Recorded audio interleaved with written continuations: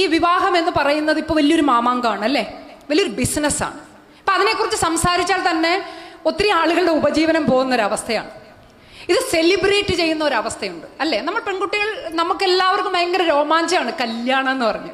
ജീവിതത്തിൽ ഒരിക്കലേ നടക്കത്തുള്ളൂ, അത് കമനീയമാകണം, മനോഹരമാകണം, ആർഭാടമാകണം, ആഡംബരമാകണം, എല്ലാവരും കൺചുളിച്ച്. ഇതാരാണ് തീരുമാനിക്കുന്നത് ഇങ്ങനെയൊക്കെ?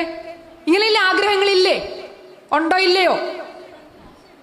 ഇല്ലെന്ന് പറയുന്നുണ്ടെങ്കിൽ അത് ഏറ്റവും നല്ലത്. പക്ഷെ ബഹുഭൂരിപക്ഷത്തിനും അങ്ങനെയാണ്. ഇപ്പൊ കഴിഞ്ഞ ഒരു 10 വർഷത്തിന് മുമ്പ് വരെ ഒറ്റ ദിവസം ഉണ്ടായിരുന്ന ഒരു കല്യാണം ഇന്നിപ്പോ എത്ര ചടങ്ങോടെയാണ് നടക്കണേ? ഇതെവിടുന്ന് വന്നതാ ഇതൊക്കെ? ഇതെവിടുന്ന് വന്നതാണ്? ഈ മെഹന്തി കല്യാണം എവിടുന്ന് വന്നു?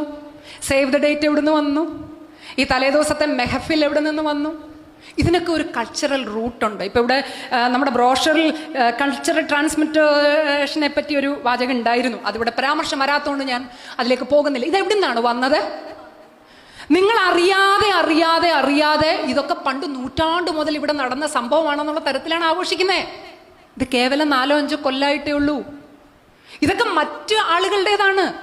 ഹിന്ദിയിൽ നടന്നിരുന്ന കുറച്ച് കാര്യങ്ങൾ, UP-യിൽ നടന്ന കുറച്ച് കാര്യങ്ങൾ, ഗുജറാത്തിൽ നടന്ന കുറച്ച് കാര്യങ്ങൾ, ബ്രാഹ്മൺ കമ്മ്യൂണിറ്റിയുടെ ഇടയിൽ നടന്ന കുറച്ച് കാര്യങ്ങൾ, അങ്ങനെ എല്ലാം കൂടി സമ്മിശ്രമാക്കി ഒരു അവിയലാക്കി ഒരു കച്ചവട പാക്കേജ് ആക്കി. മനസ്സിലായില്ലേ? ഇപ്പൊ അച്ഛനും അമ്മയും, നിങ്ങൾ പറഞ്ഞു തന്തവൈബും തള്ളവൈബും പറഞ്ഞില്ലേ മോള്, ആ അച്ഛനും അമ്മയും തന്നെയാണ് സേവ് ദ ഡേറ്റിന് നിങ്ങളെ വിടുന്നത്. ഇല്ലേ? am I right? അല്ലേ? എവിടെയാണ് ഈ കോൺട്രഡിക്ഷൻ? എന്താണ് ഈ കോൺട്രഡിക്ഷന്റെ പിന്നിൽ വർക്ക് ചെയ്യുന്നത്?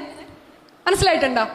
നിങ്ങൾ ആ കല്യാണം തീരുമാനിക്കുന്നതിന്റെ തൊട്ട് മുമ്പ് വരെ വഴിയിൽ ഒരു പയ്യനോട് സംസാരിച്ചു, ബസ്സിൽ ഒരു ചെറുക്കനെ മറ്റേ സുബ്രഹ്മണ്യം സിനിമയിലെ പോലെ ഒന്ന് കണ്ണുകൊണ്ട് 70s പ്രേമത്തിലൊന്ന് കണ്ണുകൊണ്ട് നോട്ടമിട്ടാൽ പോലും അച്ഛൻ്റെ അമ്മയുടെ മുമ്പിലെത്തി താക്കീതും പിന്നെ ഫോൺ പിടിച്ചു വെക്കലും 2 ദിവസത്തെ കത്താഴുണ്ണായ്മ ഒക്കെ ഉള്ള വീടുകൾ ഈ സേവ് ദ ഡേറ്റ് എന്ന് പറയുന്ന പ്രതിഭാസത്തിനങ്ങ് കയറൂരി അഴിച്ചങ്ങ് വിടുവാണല്ലോ. എന്താ ഇത്? എന്താ മോളെ? അതെന്തുകൊണ്ടാ? യെസ്, എല്ലാ നാട്ടുകാരും ചെയ്യുന്നു, എല്ലാ പശുക്കളും അപ്പിയിടുന്നു. നമ്മുടെ പശു അപ്പിയിട്ടില്ലെങ്കിൽ അതൊരു പ്രശ്നമല്ലേ? ഡോക്ടറെ വിളിക്കണ്ടേ? പക്ഷെ എല്ലാ പശുക്കളും പാല് തരുന്നു, നമ്മുടെ പശു പാല് തന്നില്ലല്ലോ. അറിയാം, പാലിന്റെ കറവ് കഴിഞ്ഞു, 10 മാസമായി, അല്ലെങ്കിൽ ഇത് വയസ്സായി. അവിടെയാണ് ലോജിക്ക്. മറ്റേതിന് ലോജിക്കില്ല അല്ലേ?